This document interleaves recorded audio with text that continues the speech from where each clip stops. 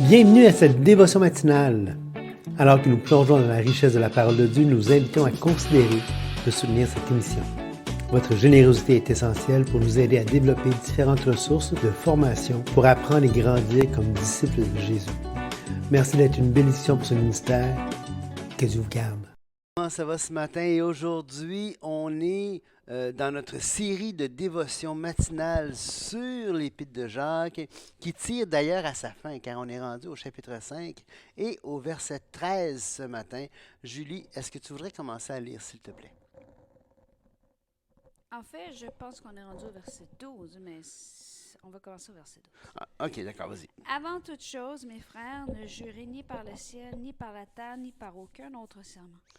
Mais que votre oui soit oui et que votre non soit non, afin que vous ne tombiez pas sous le jugement. Donc, on pourrait juste prendre ce verset-là pour commencer, parce qu'il y a quand même déjà du contenu à... Absolument. Beaucoup de stock, comme on dit. Tu sentrais un peu. Ouais, tasse-toi. Oui, c'est un sujet qui est intéressant parce que il est varié. Il est varié parce qu'il faut toujours comprendre le contexte de quelque chose comme ça ici.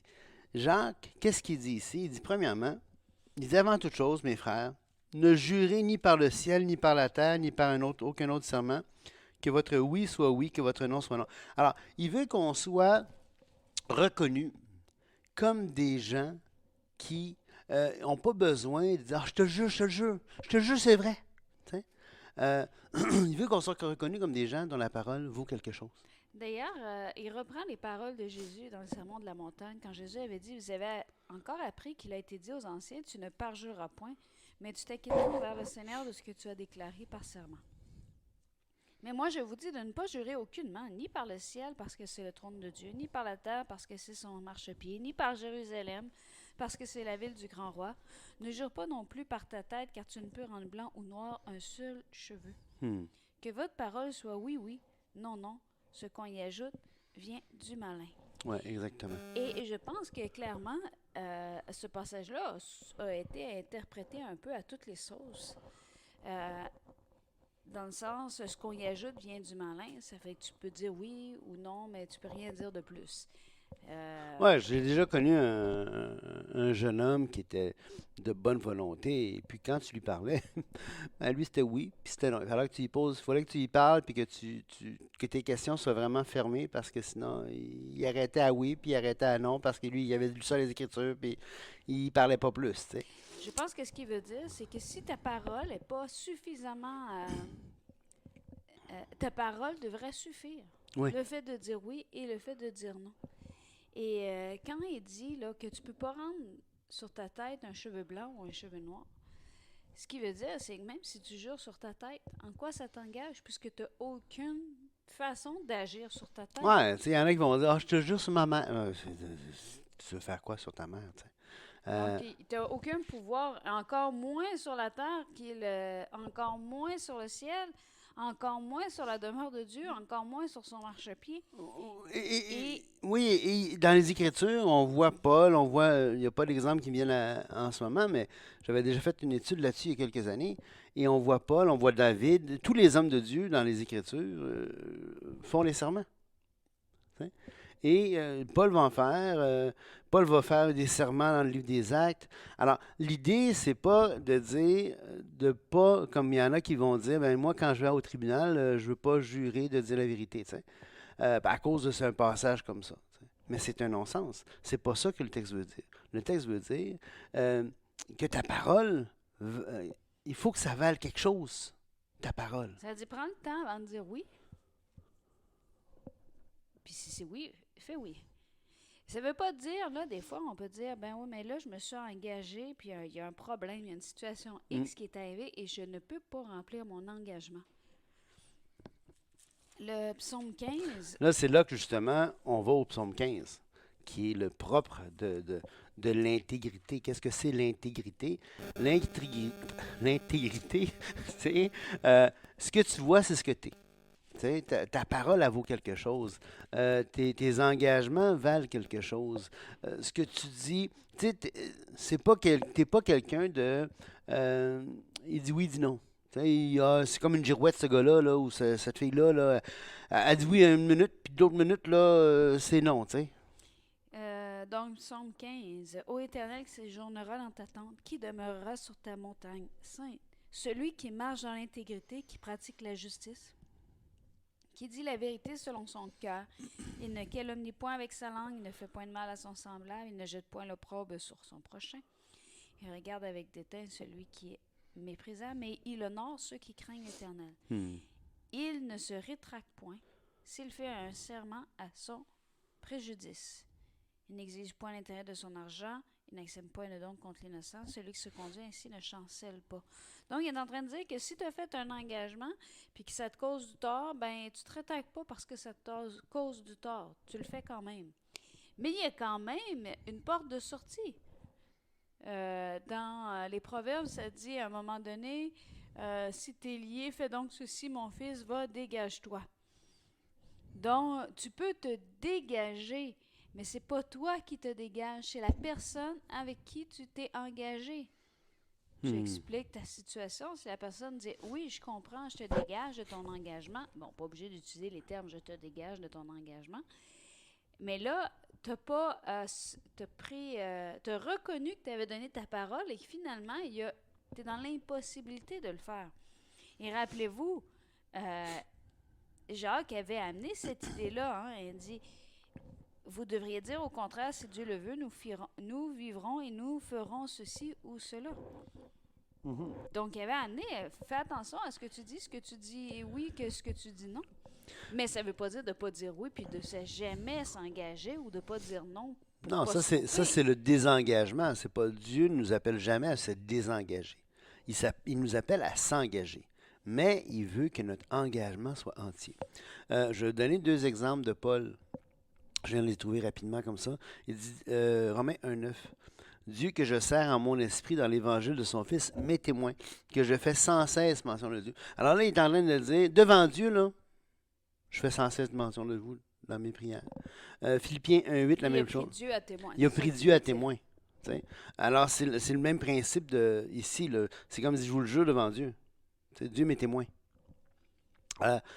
Car Dieu m'est témoin, Philippiens 1,8, que je vous chéris tous avec la tendresse de Jésus-Christ. Encore là, devant Dieu, il dit quelque chose.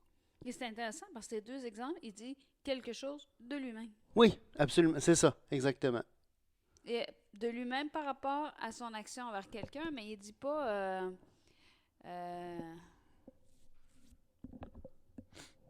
que je vais faire. Non. C'est Dieu m'est témoin que je fais. Que je fais. Ah, c'est intéressant. Oui, absolument. Donc, c'est dans ce sens-là que je pense, puis ton point est intéressant. Paul, ici, il faudrait voir ailleurs dans les Écritures le type de serment qu'on retrouve dans le Nouveau Testament, par exemple. Si effectivement c'est quelque chose par rapport à ce que je fais en ce moment, plutôt que ce que je vais faire. Ça, c'est intéressant. Oui, j'ai aucune idée. Je n'ai pas regardé la liste de versets là-dessus. Mais c'est un exemple d'un texte qu'on peut facilement... Et on fait référence aux évangiles, le texte que tu as lu dans les évangiles dans Matthieu 7 que tu avais lu? 5. On fait référence... c'est facile de prendre ces textes-là, de dire, ah ben tu vois, Jésus dit ça, ici Jacques dit ça, et c'est grave, tu sais, que ton oui soit oui, que ton non. Alors tu peux vraiment dire, hey, je ne veux même pas jouer en cours de justice, mais c'est pas ça le contexte. Le contexte de Jacques, on l'a dit, qui ressemble beaucoup au livre des Proverbes, il donne vraiment des conseils de vie, on doit être reconnu comme des gens dont le oui est oui et le non est non. T'sais? Tout à fait. Et il continue avec une liste de choses à faire ou d'encouragements à faire ou d'actions à poser dans X situation. Quelqu'un parmi vous est-il dans la souffrance? Qu'il prie. Quelqu'un est-il dans la joie? Qu'il chante des cantiques. Quelqu'un parmi vous est-il malade? Qu'il appelle les anciens de l'Église et que les anciens prient pour lui en loignant d'huile au nom du Seigneur. La prière de la foi sauvera le malade et le Seigneur le relèvera. Et s'il a commis des péchés, il lui sera pardonné. Confessez donc vos péchés les uns aux autres et priez les uns pour les autres, afin que vous soyez guéris. La prière agissante du juste a une grande efficacité. Élie était un homme de la même nature que nous. Il priait avec instance pour qu'il ne pleuve point. Il ne tomba point de pluie sur la terre pendant 3 ans et 6 mois. Puis il pria de nouveau et le ciel donna de la pluie et de la terre produit son fruit. Alors ici, on a un contexte intéressant de la prière. Hein. Puis encore là, c'est un texte qui est facilement pris hors de son contexte. Un contexte, là, on ne peut pas stresser l'importance du fait que la Bible, c'est pas un ramassis de dictons qu'on tire au hasard puis qui nous donne la bonne aventure. T'sais. C'est pas, quand j'ouvre ma Bible, je ne suis pas en train d'aller voir un médium ou je ne suis pas en train d'aller voir une tireuse de bonne aventure. Je suis en train de lire ce que Dieu dit. Puis il faut tirer les enseignements de ce que Dieu dit en tenant compte du contexte, en tenant compte de ce qui est écrit. T'sais. Et, vas-y. Comme par exemple, le fait qu'il dit « Quelqu'un parmi vous est-il dans la souffrance qu'il prie? Quelqu'un est-il dans la joie qu'il chante des cantiques? » Ça ne veut pas dire que quelqu'un qui est dans la souffrance ne peut pas prier. Oui.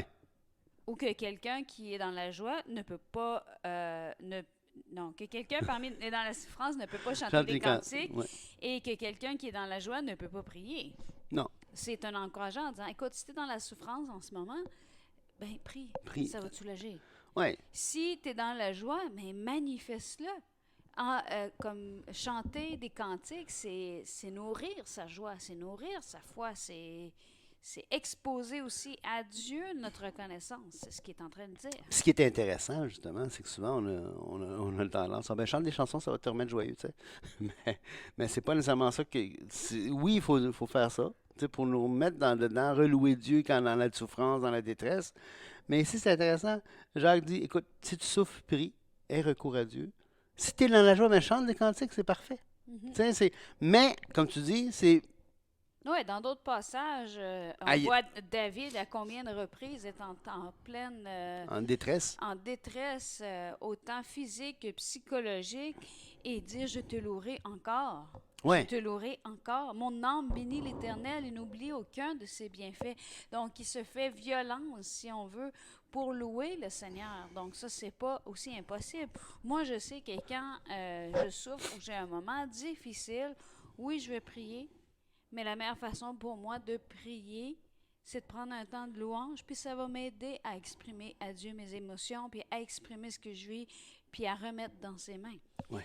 Ça ne veut pas dire que tout le monde réagit de la même façon. Non, exactement. Donc, mais c'est sûr que je dois prier parce que la prière est une grande efficacité. La prière de la foi sauvera le malade et le Seigneur le relèvera. S'il a commis des péchés, il lui sera pardonné. Alors, dans le contexte ici, on voit vraiment que c'est un contexte où est-ce que la personne est malade, mais il y a une raison pourquoi elle est malade. Elle est malade comme une conséquence du châtiment de Dieu. Tu sais, Hébreux 12, Dieu est un père, puis il va châtier, il va corriger son fils. Donc, et ce qu'il dit, il dit, écoute, si c'est ton cas, appelle les anciens, appelle tes autorités spirituelles et confesse son péché. Puis, ils vont prier pour toi et tu vas être relevé. C'est pour ça qu'il dit, confessez donc vos péchés les uns aux autres et priez les uns pour les autres afin que vous soyez guéris. Et donc, c'est dans un contexte particulier. Parce que la prière, oui, elle est efficace. Oui, on doit prier les uns pour les autres. Oui, Dieu peut guérir, mais parfois, il ne le fait pas. Puis, et dans le cas particulier d'une conséquence à des choix de vie, des choix personnels, des choix de vivre dans le péché, bien, ça prend une repentance. Oui. Et le début de le début de la repentance, c'est de confesser son péché. Confesser, qu'est-ce que ça veut dire? C'est pas c'est pas compliqué, là. C'est de dire la même chose que Dieu sur ce que c'est. Oui, le mot grec ici, c'est homolego. C'est un verbe. Homolego, homo, même. Lego, parole. Exactement. Dire la même parole que Dieu. Donc, ça veut dire que quand tu dis confesse tes péchés, ça veut dire que tu reconnais, écoute, ça là, je me suis mis en colère contre Patrice ce matin.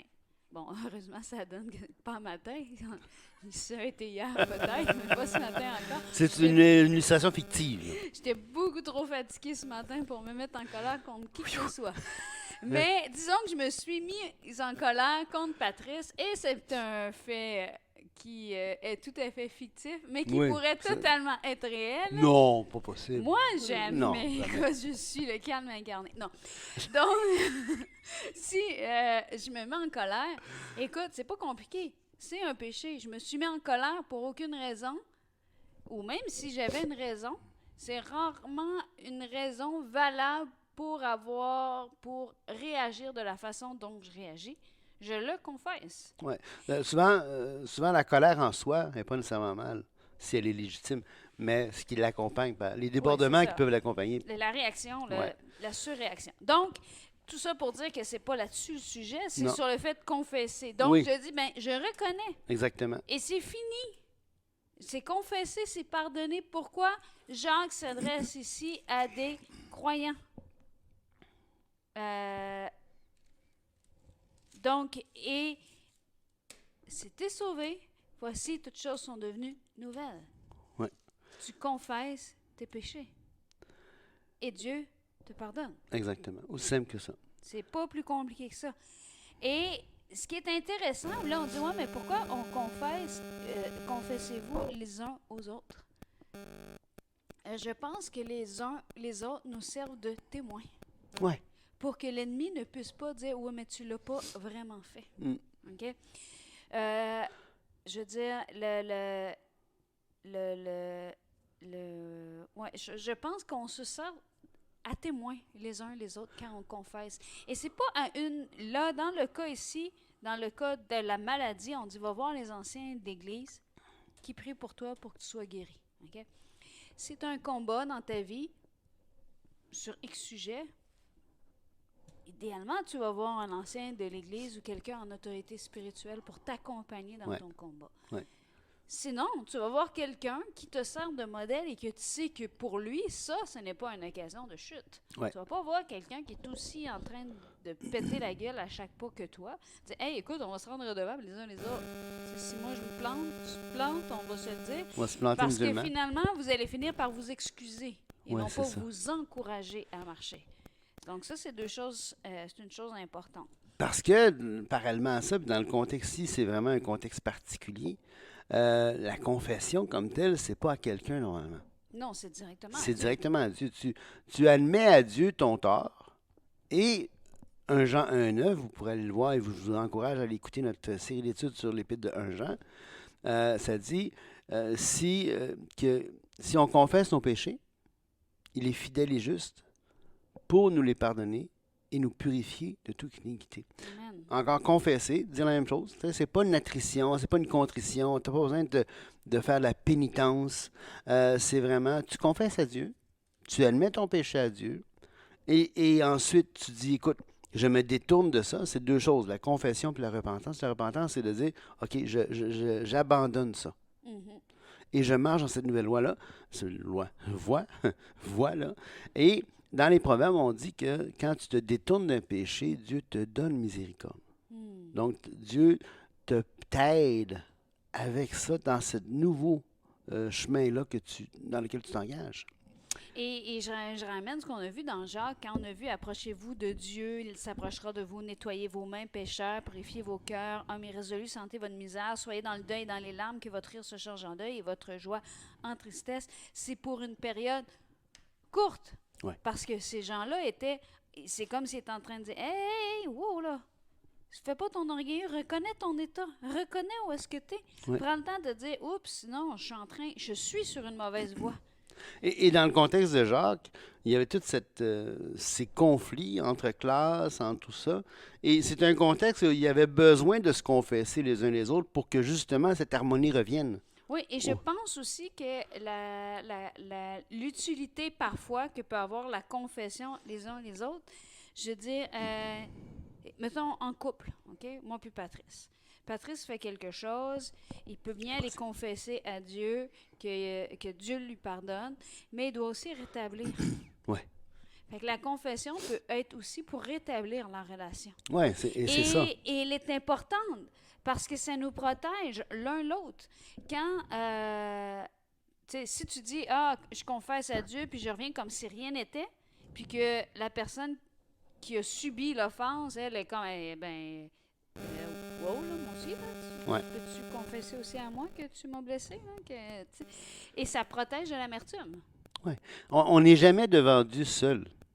On est toujours devant Dieu, oui, on se tient devant Dieu, mais on se tient devant les gens aussi. Avoue que tu pensais finir aujourd'hui. Oui, Eh bien, non. Ce sera une autre dévotion demain sur Jacques. Et je pense qu'on va même revenir une partie là-dessus parce que c'est tellement un sujet important. concret. Ouais. Vous savez, les dévotions ont pour un but concret. Comment marcher jour après jour avec notre Dieu. Et sur ce, n'oubliez pas, nous avons tout pleinement en Jésus-Christ. Au revoir.